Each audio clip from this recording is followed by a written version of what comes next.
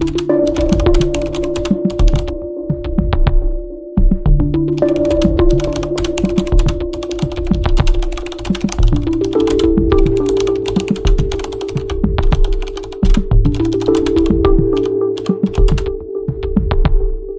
James Patrick Romero Bondoc, isinilang noong May 31, 1975 o mas kilala bilang Jimmy Bondoc, ay unang sumikat sa mundo ng musika.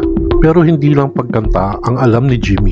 Noong 2016, pumasok siya sa public service bilang Assistant Vice President for Entertainment sa Philippine Amusement and Gaming Corporation o PAGCOR. Mula 2017 hanggang 2021, naging Vice President for Corporate Social Responsibility siya sa PAGCOR at noong 2021, na-appoint siya bilang member ng board nito hanggang June 30, 2022. Si Bondoc ay kilala bilang kritiko ni Leni Robredo at isa sa mga organizers ng Palit Bise Rally noong 2017. Meron din siyang strong opinions tungkol sa ABS-CBN franchise renewal. Noong 2022 election, sinuportahan niya ang presidential bid ni Isko Moreno. Ngayon, si Jimmy Bondoc ay tatakbo para sa Senado sa ilalim ng Partido Demokratiko Pilipino o PDP laban. Kakapasa lang niya sa bar exams noong December 2023. So bukod sa experience niya sa government, dala rin niya ang kanyang legal expertise. Ang ilan sa mga pangunahing isinusulong niya ay laban sa korupsyon. Gusto niyang gawing mas mahigpit ang mga batas laban sa korupsyon dahil naniniwala siyang ito ang isa sa pinakamalaking dahilan kung bakit hindi umaangat ang bansa.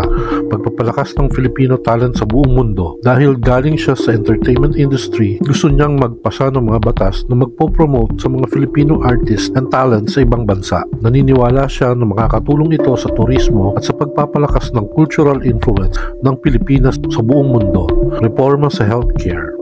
Isa sa mga isinusulong niya ang pagbawal sa mga ospital na mag-detain o pigilan ng mga pasyente dahil lang sa hindi ito makabayad. Gusto niyang gawin mas accessible ang serbisyong medikal para sa lahat. Walang batang gutom. May plano siya para palakasin ang mga nutrition programs ng gobyerno para matiyak na walang batang Pilipino ang matutulog ng gutom. Mas matibay na diplomasya sa Senado. Gusto niyang ibalik ang respeto at tamang proseso sa Senado para mas maayos ang pakikipag-ugnayan ng Pilipinas sa ibang bansa at mas maging epektibo ang paggawa ng batas. Sa madaling sabi, nais niyang linisin ng gobyerno, suportahan ng talentong Pilipino, gawing mas abot kaya ang healthcare, siguraduhin na walang batang gutom at gawing mas epektibo ang Senado. Mukhang seryoso si Bondoc sa mga advokasya niya. Anong tingin mo sa platforms niya?